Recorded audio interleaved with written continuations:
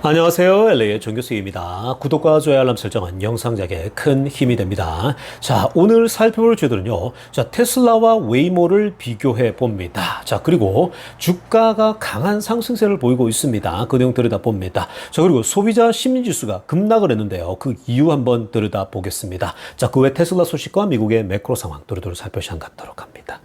자, 우리 먼저요. 전체적인 미국 주식시장 흐름부터 살펴보고 가겠습니다. 맵을 다 같이 보시게 되면요. 자, 오늘 미국 시장을 한마디로 정리하자면요. 엔비디아와 테슬라가 괜찮았다. 이렇게 정리해 볼 수 있겠습니다. 자, 지금 보시는 것처럼요. 오늘 시장은요. 테슬라와 엔비디아를 제외한다면 뭐 그렇게 좋은 시장은 아닙니다. 약간씩 조정받는 모습, 뭐 그런 흐름이라고 보시면 되겠습니다. 자, 지금 마소부터 볼까요? 마소가 1.14 빠졌거든요. 자, 마소가 평소보다 조금 빠졌죠? 마소가 오늘 왜 빠졌냐면요. 한 애널리스트가 마소에 대해서 자, 부정적 입장을 내놨습니다. 그러니까 바이 레이트에서 이 중립이라고 뉴트럴 레이트를 줘버렸어요. 그 이유가 뭐냐면요. 마소가 지금 다른 M7이죠. 빅테크들에 비해서 이 나홀로 너무 많은 이 AI에 집중하고 있는데 특히 엔비디아에 너무 여기에 집중되어 있다라는 거죠. 그리고 또 이 오픈 AI에 그 소위 너무 이게 의존적이어서 마소가 가장 많은 돈을 투자하고 있거든요. 그래서 그게 오히려 위험성이 높다라고 판단한 겁니다. 자, 그래서 이제 그렇게 하다 보니까 주가가 좀 밀렸고요. 자, 애플 볼까요? 0.10% 뭐 의미 없는 그냥 상승. 그리고 이 엔비디아 보세요. 오늘 3.88입니다. 자, 굉장하죠? 엔비디아는 지금 흐름이요. 이 이틀 전에, 3일 전에 올랐는데 크게 또 이틀 동안 내렸다가 조금씩 다시 또 오늘 오르죠. 그러니까 지금 엔비디아는요. 여러분, 제가 계속 말씀드리지만 엔비디아 같은 경우 펀더멘탈 좋습니다. 그러니까 꾸준히 상승할 거기 때문에 엔비디아 오랫동안 가지고 계신 분들은요. 은행보다 훨씬 좋은 수익률 날 거니까 그냥 바이 앤 홀드 하시면 됩니다. 자, 그리고 구글 볼까요? 0.29% 상승 살짝, 이것도 의미 없죠 뭐. 그리고 메타 0.38 살짝 빠졌고요. 아마존 0.05고요. 오늘 테슬라가 1.68입니다. 어제도 크게 올랐는데 오늘도 또 올랐습니다. 테슬라는 지금 강한 상승 흐름을 계속 보여주고 있습니다. 왜 그러냐? 지금 어제도 살펴봐드렸지만 지금 현재 그 애널리스트들이요. 분석들이 테슬라 분석들이 굉장하게 지금 잘 나오죠. 그러니까 3분기 실적 발표에 대한 기대감도 얘기할 뿐만 아니라 10월 10일 날에 대해서도 또 이 굉장한 이벤트가 될 것이다. 이런 분석들 나오다 보니까 지금 이 테슬라 주가가 좀 강한 흐름세가 나타나고 있습니다. 그동안 이 많이 낮았을 때에 기관들이 많이 쓸어 담았는데 자, 이제 개미들은 지금 막 또 쓸어 담기 시작하죠. 그래서 원래 우리가 횡보할 때 계속 담으라고 주소 담아야 된다 얘기했는데 개미들은 또 그럴 때 못 담죠. 왜냐면 더 떨어질 것 같아가지고 항상 그런 겁니다. 자, 어찌됐건 길게 보고 간다면요. 테슬라와 엔비디아 역시 좋은 모습 보여주고 있다라고 하겠습니다. 지금 시장은요. 전형적인 횡보 모습이죠. 거듭 말씀드리지만 지금 시장은요. 중요한 포인트가 뭐냐면은 0.5% 인하 굉장히 좋아요. 시장이 화답했죠. 근데 하루 크게 오르고 나서 이후에 다시 이렇게 조정이 나오고 또 횡보하는 건요. 9월 달의 특징 때문에 그런 겁니다. 9월 달이 원래 그렇고요. 그 다음에 이제 대선을 앞두고서 아직도 지금 안개 같은 상황이거든요. 그러니까 대선이 누가 되느냐에 따라 완전히 달라지거든요. 그게 불확실성이 사라져야 됩니다. 그게 결정되면요. 자금들이 투입되면서 막 빠르게 뭐 팽창하는 속도 나타날 겁니다. 그러나 더 중요한 것은요. 더 길게 보라 그랬죠. 내년, 내후년 금리가 거의 절반으로 뚝 떨어질 겁니다. 2%대로요. 지금 5%대니까. 그러니까 그렇게 되면요. 뭐 당연히 주가, 자산 시장은요. 오를 수밖에 없다는 걸 보면서 지금이 좋은 기회가 주어지고 있다는 생각을 계속 가지셔야 돼요. 자, 지금부터는요, 월가의 핵심 뉴스 살펴보면서 전체 매크로 환경 체크해 보겠습니다. 자, 가장 먼저 살펴볼 소식은요. 자, 지금 소비자 그 심리 지수죠. 자, 이 consumer confidence가 지난 3년 사이에 가장 낮은, 가장 큰 폭으로 떨어지는 그런 모습 보였습니다. 지금요, 숫자를 좀 보면요. 초록색으로 하나 보시면은, 이게 98.7이 찍혔어요. 근데 지난 8월 달이 105.6이었거든요. 자, 여러분, 이게 지금 105.6에서 98.7. 이거는 굉장히 높죠. 그리고 실제로 이 104명의 경제학자들이 예측했던 거, 블룸버그가 전체 이 통계를 냈을 때에 예상했던 것보다도 더 낮게 나왔습니다. 자, 그러니까 105에서 198이면요 많이 빠진 거예요. 왼쪽 그래프 한번 보시기 바랍니다. 자, 그래프가 괜찮게 소비자 심리지수가 자신감을 보였다가요 이렇게 쭉 떨어졌다가 다시 최근에 올랐었거든요. 다시 이 힘차게 올라왔었는데 자, 이번에 9월 달에 다시 미끄러지는 모습 보입니다. 그래서 98.7인데 보통 100을 기준으로 합니다. 지금 선에 점선 나와 있죠.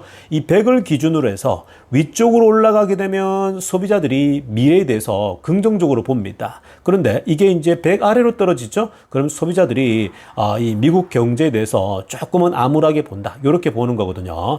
지금 105에서 98이니까 뭐 이걸 우리가 아주 크게 뭐 큰 폭으로 빠진 건 사실이지만 자, 그렇다고 해서 뭐 미래 이 시장에 대해서 뭐 암울하거나 절망적인 상황은 아니에요. 그러니까 100보다 조금 98.7이 나왔다는 점이 조금은 지금 현재 이 경계를 해야 되는 지점인데 자, 지금요.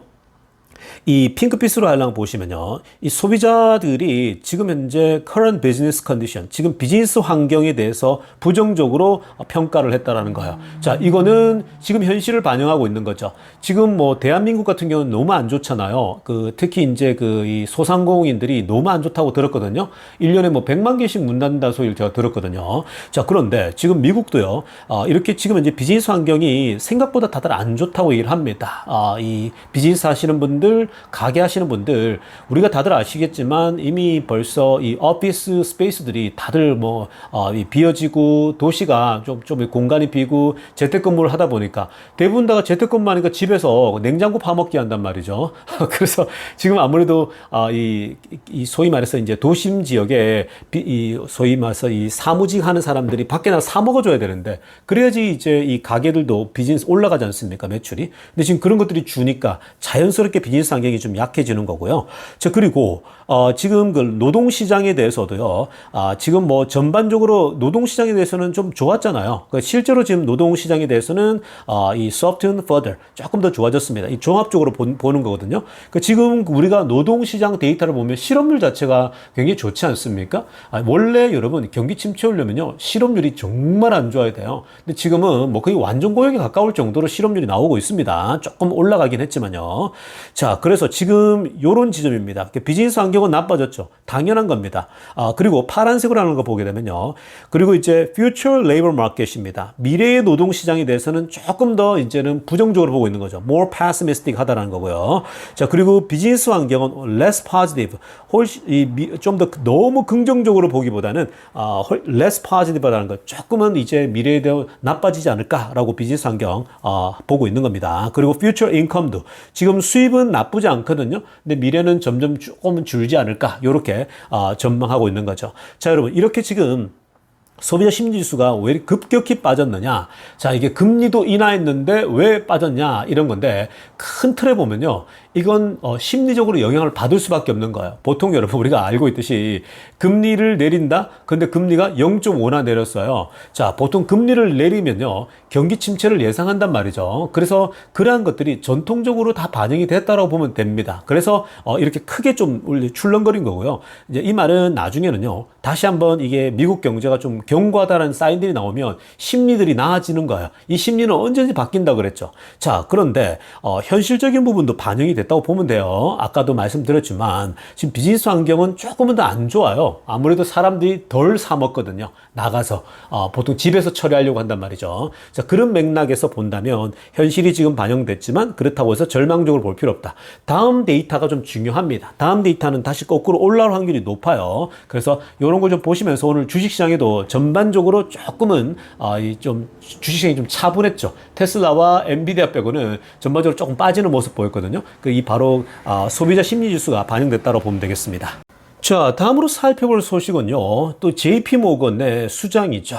바로 이 제이미 다이먼이 또 이제 세계 경제, 또 미국 경제에 대해서 얘기를 했거든요. 자, 그런데 또 나와서 뭐 또 부정적인 얘기를 좀 많이 합니다. 뭐 이분이 뭐 계속 조금씩 등장해가지고 항상 부정적인 얘기를 좀 많이 하시죠. 자, 일단 보시면요. 오늘 핵심은 핑크빛으로 하나 보세요. My caution is all geopolitics라고 합니다. 자, 이번에는요.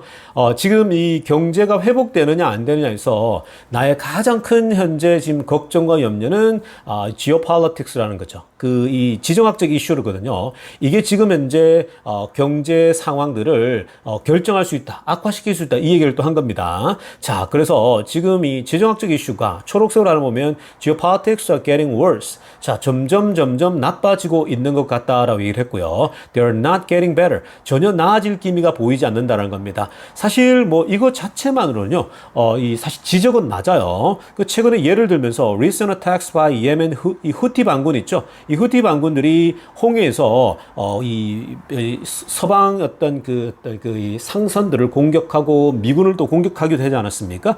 자, 그러한 것들이 지속적으로 경제의 이 전체 밸류 체인을 다 망가뜨릴 수 있다는 거거든요. 자, 그리고 파란색으로 보세요. There are chance for accidents in the energy supply chain. 앞으로는 이 에너지 공급망의 사고의 가능성도 있다라는 거죠. 이게 여러분 이런 겁니다. 최근에 우크라이나가 러시아의 에너지를 때릴 수도 있는 거잖아요. 전쟁이 격화되다 보면요, 화가 나고 분노가 나면 이성을 잃거든요. 그러면 뭐 당연히 적진의 최고 약점을 때려버리겠죠.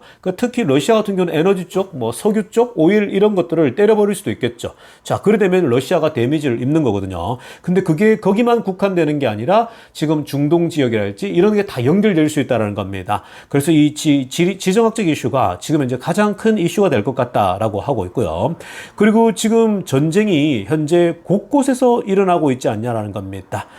그래서 지금 이 많은 전쟁이 곳곳에서 이 러시아, 우크라이나뿐만 아니라 지금 이란이 확전을 한다 이런 얘기까지 나오다 보니까 지금 현재 전 세계 경제가 잘 되냐 안 되냐, 회복되냐 안 되냐는 결국 지정학적 이슈가 이 결정적인 역할을 할 것이다라고 보고 있는 겁니다. 자, 여러분 이 부분에 대해서는요, 일단 우리가 이 팩트 자체는요 틀린 건 아닙니다. 그러니까 지금 지정학적 이슈가 심하죠. 지정학적 이슈가 굉장히 많이 지금 현재 끊임없이 일어나고 있는 건 사실이지만, 근데 제이미 다이먼의 발언들을 그동안 살펴보면요, 경제가 좀 회복되려고 하면 항상 찬물을 끼얹듯이 부정적인 얘기를 툭툭 던졌잖아요. 그러니까 이것을 그냥 있는 그대로 받아들이기보다는요, 항상 이 제이미 다이먼은 전 세계 경제 수장으로서, 그리고 전 세계 최고 큰 은행이잖아요. 과거에 미국이 은행들이 망가지는 걸 경험했기 때문에 이 사람들은요, 조금이라도 뭔가 부정적인 거나 이게 있으면요, 항상 먼저 언급합니다. 그래서 거품을 만들어내기보다는 우리가 좀 더 경계하고 가자라는 거죠. 그러니까 그런 면에서 받아들이면 좋습니다. 그냥 이 얘기가 세계 경제는 답이 없어 이 얘기가 아니에요. 그러니까 이 사람 얘기는 한번 이렇게 우리가 걸러서 들으면 됩니다. 조심스럽게 우리들에게 그냥 워닝 사인을 준다, 이렇게 보시면 되는 거거든요. 그리고 실제로 이 지정학적 이슈는요, 우리가 해결할 수 있는 이슈도 아닙니다. 왜냐면 갑자기 터져버리고 뭐 예상치 못한 건 터지는 거거든요. 그러다가 또 갑자기 사라지기도 하는 거니까, 그래서 너무 크게 생각할 필요는 없는 문제지만 그냥 우리가 항상 이런 문제가 터지면 주가는 영향을 받을 수 있다, 이렇게 생각하시면 되겠습니다. 자, 이어서 살펴볼 소식은요, 최근에 유럽에서 중국 전기차에 대한 관세를 매긴다, 이런 얘기도 흘러나오지 않았습니까? 자, 그러면서 북미에서도 완전 막혀 있는데, 자, 이제 유럽에서도 관세 때문에 중국 전기차가 경쟁력을 잃을 것이다, 이런 분석 나오지 않았습니까? 자, 그런데 오늘요, 유럽의 관세가 생각보다 중국 전기차에 데미지를 주지 않을 것이다라고 보고 있습니다. 자, 지금 여러분, 그 이유가 뭐냐면요, 핑크빛으로 하나 보세요. 중국 전기차들이 유럽에서 여전히 경쟁력을 가질 것이다. 왜냐? 관세가 매겨지긴 했는데 여전히 꽤 낮다라는 거예요. 너무 낮다라는 겁니다. 여러분, 지금 어저께 제가 그 2부 때인가요? 중국 전기차 중에 BYD에 우리 소위 말해서 $10,000짜리 있죠. $10,000짜리 전기차 보지 않았습니까? 그런데 $10,000인데 그냥 겉모습은요, 쉐비 EV랑 너무 똑같죠. GM이 만든 거랑요. $10,000에 그걸 만들어내서 팝니다, 여러분. 그거 아무리 코딱지만한 차지만 잘 팔리는 거예요. 가격이 싸다면요, 그거 뭐 가게에서 배달할 때나 얼마든지 수요가 있는 거죠. 중국에 어마어마한 가난한 중하위층 사람들에게요. 그러니까 그렇게 싼 가격대에 조그만 차 인기 많거든요. 그거 유럽에 내놓으면요, 관세, 지금 생각보다 관세가 100% 매기더라도 20,000불 되는 거잖아요. 근데 지금 100% 못 매기고 있거든요. 그래서 지금 관세가 보면요, 최고 50% 정도는 더 올라가야 되는데 지금 그렇지가 않다라는 거예요. 전부 다 50% 아래입니다. 그러니까 지금 파란색으로 하려고 했지만 적어도 지금 이제 중국 전기차를 막으려면 50% 이상 관세는 매겨가야 되는 건데 현재는 지금 50%다 아래예요. 그러니까 처음에 예상했던 것보다 자꾸 뚝뚝 떨어지고 있죠. 뭐 20%, 10%, 뭐 30% 이렇게 돼 있거든요. 자, 그래서 지금 미국이나 캐나다는요 강경해요. 중국에서 만든 거 그냥 아예 그냥 못 들어오게끔 막으려고 하고 있는 거죠. 자, 이에 반해서 지금 이 유럽은요 생각보다 이게 많이 얽히고 설켜 있다 보니까 심하게 관세를 못 합니다. 그 관세를 하잖아요. 유럽도 제품을 소위 중국에다 팔 수가 없는 거죠. 그래서 맛 관세를 매기는 거거든요. 그러니까 그런 맥락 속에서 유럽이 지금 본인들도 지금 비즈니스가 안 되고 있잖아요. 중국에서 안 팔리는데 뭔가 같이 일하려면요 중국이 보복 관세를 할 수 있는 거죠. 그래서 유럽도 지금 관세를 매긴다지만 중국에게 크게 데미지 주기 어렵다 이렇게 볼 수 있겠습니다.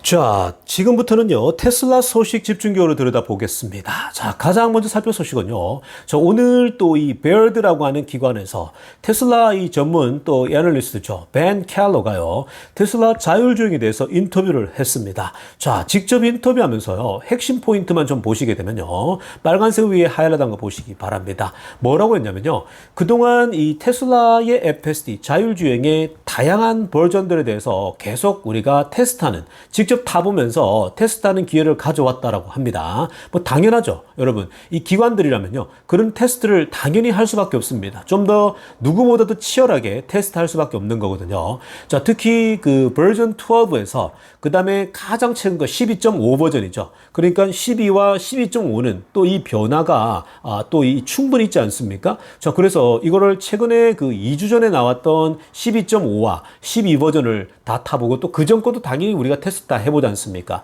자, 그랬더니 자 뭐라고 하냐면요, 파란색으로 알아보세요. The pace of progress is accelerating. 지금 이 변화의 속도가 어마무시하다라는 거죠. 엄청나게 빠르다라는 겁니다. 지금 자율주행의 변화, 이 속도가 이게 우리의 예상을 다 뛰어넘는다는 거죠. 지금 그게 다 전반적이 다 견해거든요. 그게 이유가 뭐냐면요. 파란색으로 하나 보십시오. There are no longer compute constraint이라고 합니다. 가장 중요하죠. 자, 테슬라가 더 이상 컴퓨터 이슈로, 즉 컴퓨터가 학습시키는 데 있어서 더 이상 이제 어려움을 겪지 않기 때문이다라고 합니다. 이게 무슨 말입니까, 여러분? 여러분, 이게 바로 웨이모와 테슬라의 차이죠. 테슬라는 지금 모든 것이 다 이제 그 인공지능으로 학습을 해서 스스로 학습하고 스스로 추론해서 판단을 내리기까지 하거든요. 근데 지금 웨이모 같은 경우는 그렇지 않지 않습니까? 우리가 이따가도 이 웨이모와 테슬라에 대해서 자율주행에서 확실히 비교하겠지만 항목별로요. 그러나 지금 그 우리가 현재로서 봤을 때에 이 그 테슬라가 가장 강점은요, 결국은 이제 슈퍼컴퓨터가 완성되어져 가고 있고, 컴퓨터 지금 또 그 텍사스 공장에서 짓고 있잖아요. 더 완성도가 높은, 더 빠르고 더 세계 최고 수준의 현재 그 데이터 센터를 구축하고 있는데 더 이상 컴퓨터 때문에 이 문제가 안 겪는 거죠. 그러니까 뭐예요? 학습을 시키는데 슈퍼컴퓨터가 스스로 계속 학습을 하다 보니까 빨라집니까? 안 빨라집니까? 당연히 빨라지죠. 옛날에 사람이 수작업 하던 것도 이제는 모든 것들 스스로가 이 소위 그 슈퍼컴퓨터가 다 해결해 버리니까 판단까지 다 해버리니까 지금 굉장히 스무드하고 부드럽고 빠르게 전환되고 있는 걸 보게 되죠. 그러다 보니까 지금 뭐라고 합니까? 초록색으로 하려면 보세요. Millions of cars on the road gathering data. 지금 바닥에 깔려있는 수백만 대의 테슬라 차량이 이미 실제 데이터들을 계속해서 모으고 있는 중이라는 거죠. 자, 그 데이터들이 슈퍼컴퓨터가 이 데이터 처리, 특히 영상 처리라고 하는 건 더 양이 많은 거잖아요. 여러분, 우리가 사진하고요, 영상은 여러분 핸드폰에 그 데이터 양 자체가 다르지 않습니까? 그러니까 보통 영상을 많이 찍게 되면 핸드폰에 스토리지가 다 찼습니다. 그러니까 저장 공간이 다 찼다, 이런 메시지가 뜨잖아요. 근데 영상 말고 사진은 수백만 장을 더 찍을 수 있을 정도로 또 괜찮지 않습니까? 그런 거예요. 지금 이 자율주행은요, 전부 다 영상, 소위 말해서 영상 자료이기 때문에 이게 데이터 처리하려면 어마무시한 거죠. 그래서 지금 슈퍼컴퓨터며 이런 이 컴퓨팅 시스템이 중요한 건데, 자, 드디어 테슬라가 이제 그런 부분에서 점점 더 왕자의 자리로 가고 있는 중이죠. 자, 그래서 그런 맥락에서 보게 되면 지금 테슬라의 FS 자율주행은 they're getting closer. 맨 마지막에 오세요. They're getting closer. 자, 애널리스트가 직접 얘기하는 거죠. 더 가까워졌다는 거죠. 뭐에 가까워졌다는 겁니까? 완벽한 완성도가 점점 가까워지고 있다는 겁니다. 이게 무서운 거예요. 여러분, 테슬라는 시간이 지나면 지날수록 계속해서 가속도가 붙어서 점점 더 완벽에 가까워지는 거예요. 그러니까 그동안 부족하고 어설프고 뭔가 뒤뚱뒤뚱하고 뭔가 이 우물쭈물하던 것이 점점 부드러워지잖아요. 그게 바로 계속해서 지속적인 학습을 통해서 이제 이런 부분들이 극복이 되어지고 있는 거예요. 그런 맥락에서는요, 지금 이 베어드의 테슬라 애널리스트가 말한 것처럼 이게 가까워지고 있다? 그러면 이게 지금 여러분 게임 체인저잖아요. 주가가 크게 상승하는 거거든요. 그러니까 이번에 10월 10일 이벤트가 너무 중요하겠죠. 결국 10월 10일 이벤트에서는요, 이런 부분이 공개될 것이고 로보택시도 이제 시범적으로 공개될 것이며 그 범주들 뭐 앞으로 어떤 계획들이 다 드러난단 말이죠. 자, 그런 것들이 사실 10월 10일 이벤트가 아주 이제 그 테슬라 주가의 큰 기폭제가 될 수 있는 그런 이 굉장히 중요한 하루가 되지 않을까 예상이 되어집니다. 자, 이어서 살펴볼 테슬라 소식은요. 자, 오늘 한 기관에서 테슬라의 자율주행과 웨이모의 자율주행을 비교했습니다. 자, 그래서 우리가 먼저요, 이 테슬라의 자율주행의 장점들과 특징들과 그리고 현재 문제점을 분석하고요. 그러고 난 다음에 이제 웨이모를 한번 분석해 보려고 합니다. 자, 먼저 우리 테슬라부터 보겠습니다. 자, 테슬라의 자율주행의 가장 큰 틀은요, 세 가지 큰 틀로 나눌 수 있습니다. 일단 비전 베이스드라는 거, 저 카메라 베이스드라는 얘기죠. 그 다음에 스케일러블, 그러니까 대량으로 생산이 가능하다라는 거, 그리고 데이터 드리븐입니다. 데이터를 기반으로 해서 차량을 이 자율주행을 이제 진행한다는 거거든요. 자, 그래서 빨간색으로 하려면 보시기 바랍니다. 자, 일단 기본적으로 빨간색으로 하는 거 보면은 eliminating costly sensors like lidar and radar라고 합니다. 그러니까 이 비전 베이스드로 간 이유가 있죠. 테슬라가 즉 카메라 베이스드로 간 이유는 결국은 비싼 센서들 라이다와 레이더를 피하기 위해서 이들을 제거하고 떼기 위해서는 카메라로 가야 된다고 본 겁니다. 저걸 달고 있는 이상은 앞으로 대중적인 그러한 이 자율주행으로 가긴 힘들다고 판단한 거죠. 그게 머스크의 판단입니다. 자, 그 다음에 두 번째는요, 빨간색으로 하려면 보기에는 cost efficient hardware입니다. 자, 이것도 비슷한 내용인데 지금 그 하드웨어의 비용이 전체 지금 테슬라에겐요, 이 자율주행을 하는데 하드웨어 비용이 $1,500입니다. 자동차 한 대당. 그러니까 자동차 한 대당 $1,500니까 이거는 뭐 사실 자동차 전체 가격에 비한 껌값이나 마찬가지죠. 자, 그래서 굉장히 비용을 절감했습니다. 이전에 테슬라가 처음에 다른 회사들처럼 센서를 다 달아지 않았습니까? 그러니까 라이다도 달고 레이더도 달고 다 다니까 자동차 한 대당 이걸 다 달게 되면 답이 없는 거예요.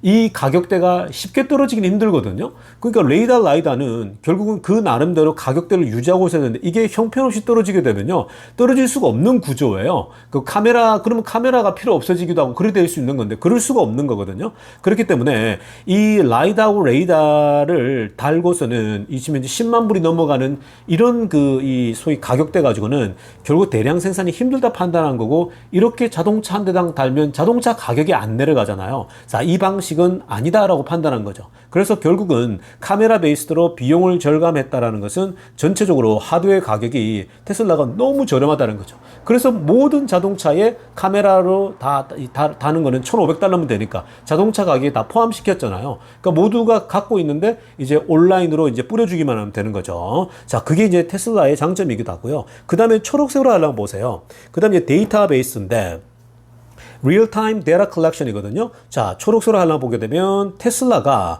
지금 현재 500만 대 이상을 통해서 지금 북미 지역이죠, 미국과 캐나다에서 현재 데이터를 잘 수집하고 있죠. 아주 지속적으로 데이터를 잘 모집하고 있는 중입니다. 자, 그런데 refining its AI model입니다. 자, 이게 지금 이 인공지능 모델을 그대로 더 이 발전시켜서 지금 만들어내고 있는 거거든요. 그러니까 지금 현재 그 테슬라 500만 대로부터 데이터, 실제 데이터입니다.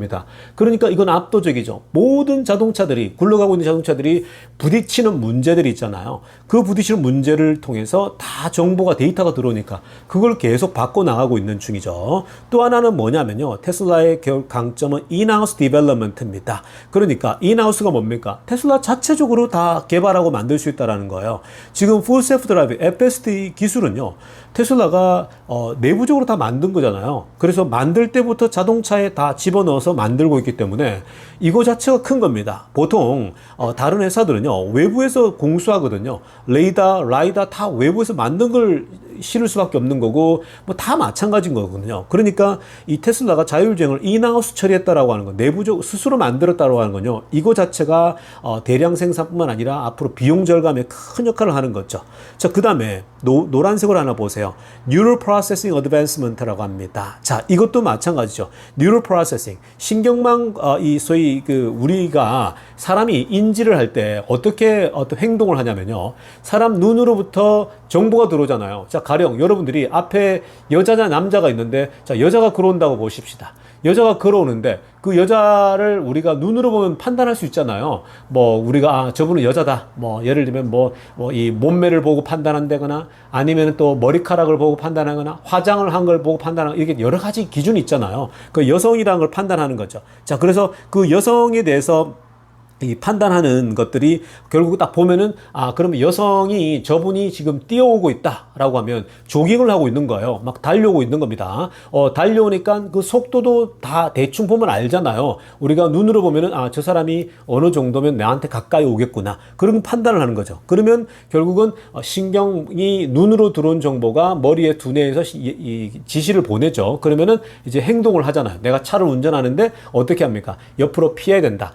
이쯤 시간 에는 이렇게 피해가고, 저 사람이 달려오니까 요 정도 거리를 두고 움직이면 되겠다. 판단하지 않습니까? 다 똑같습니다. 지금 테슬라의 비전 베이스드라고 하는 건요, 결국 뉴럴 방식이거든요. 그러니까 카메라로 정보를 취득합니다. 여성이 뛰어옵니다. 근데 오른쪽으로 뛰어옵니다. 그러면 이 자동차가 판단하겠죠. 추론을 다 하는 겁니다. 인퍼런스 컴퓨터죠. 그러니까 이것도요, 직접 만든 거예요. 자, 먼저 발견하죠. 그리고 프로세스 한 다음에요, 인퍼런스 컴퓨터라는 게 뭡니까? 결국 추론하고 결정까지 다 하는 거예요. 자, 이게 양쪽 다가 다 있는 거거든요. 그래서 이성적으로 판단하고, 그 다음에 분석하는 거, 그 다음에 이제 인퍼런스 단계거든요. 이제 추론해서 결정까지 다 내리는 거예요. 그러니까 그 과정 둘 다를 직접 다 만들어서 도조 칩을 통해서 하고 있는 거거든요. 그래서 지금 현재 자율주행에 적용하고 있는데, 사실 지금 굉장히 성공적이죠. 아주 지금 많은 부분에 있어서 빠르게 지금 올라오고 있는 겁니다. 자, 그 다음에 장점 뭡니까? 스케일러빌리티죠. 자, 스케일러빌리티가 뭡니까? 파란색으로 하나 보세요. 이게 바로 테슬라의 가장 낮은, 지금 이제 로코스트잖아요. 저렴하죠? Vision First Model enables rapid deployment in new market입니다. 그 지금 비전 베이스드니까 지금 이제 기존 깔리는 자동차를 통해서 업그레이드를 통해서 쫙 뿌려줄 수 있는 거예요. 이게 무서운 거예요. 이게 바로 테슬라의 강점이고, 테슬라의 소프트웨어 기술이고, 이게 지금 현대의 기술이잖아요. 우리가 안드로이드나 핸드폰 업그레이드 하듯이요. 근데 이게 지금 쫙 뿌려주니까 대량 생산이, 대량 공급이 가능하다라는 거예요. 모든 지금 자동차요. 그러니까 이 데이터만 갖고 있으면, 이 기술력만 갖고 있으면은 그냥 계속 다른 회사에 라이센스도 주고 이렇게 하는 겁니다. 그래서 지금 테슬라 주가가요, 앞으로 10배가 간다라는 게 바로 이 스케일러빌리티죠. 이 대량으로 공급할 수 있는 테슬라의 능력이기 때문에 가능하다는 겁니다. 자, 그 다음 문제는 뭡니까? 챌린지는요, 자, 미스 타임라인입니다. 자, 지금 머스크가 된다 그랬는데 계속 밀리고 있죠, 타임라인이. 그 당연한 겁니다. 그리고 struggles with the edge cases such as a complex weather, road condition입니다. 자, 지금 뭐 날씨가 변화무쌍하잖아요. 그리고 도로 사정이 예상치 못한 게 나오잖아요. 그러니까 완전 예상치 못한, 정말 그 사람도 피해가기 힘든 그런 상황이 왔을 때에 여전히 뭔가 아직도 해결이 돼야 된다, 이런 얘기가 나오지 않습니까? 그래서 그런 부분은 결국 시간이 지나면서 다 해결되는 문제인데, 그 부분이 지금 현재 유일한 단점입니다. 근데 이거는요, 자율주행이 학습해서 스스로 판단하기 때문에 이게 점점 더 그 케이스들이 쌓이잖아요. 그러면 해결책을 찾죠. 이런 문제가 생겼을 때 이렇게 돌아간다. 이런 비슷한 문제가 생기면 이렇게 운전해 간다. 이런 것들이 학습이 되기 때문에 결국은 다 해결될 수 있는 문제입니다. 지금 당장의 문제이기 때문에 내놓지 않는 거예요. 왜냐면 이런 것까지 다 해결되고 나서 내도 충분하거든요. 자, 그런 이 흐름들이 바로 이런 분석이 테슬라의 최고의 장점이자, 장점들이 더 많죠. 그리고 이제 남아있는 것은 결국 데이터를 계속 학습시켜서 해나갈 문제만 남아있다라고 보시면 되겠습니다. 자, 여러분, 이제 웨이모의 방식을 다루려고 하는데요. 이게 이제 다루려면 또 시간이 많이 갈 것 같아서, 자, 오늘 여기서 끊고요, 제가 2부 때 이어서 웨이모 방식을 다루면서 또 다른 정보까지 알려드리도록 하겠습니다. 자, 오늘 영상 여기까지 할게요. 레이의 정교수였습니다.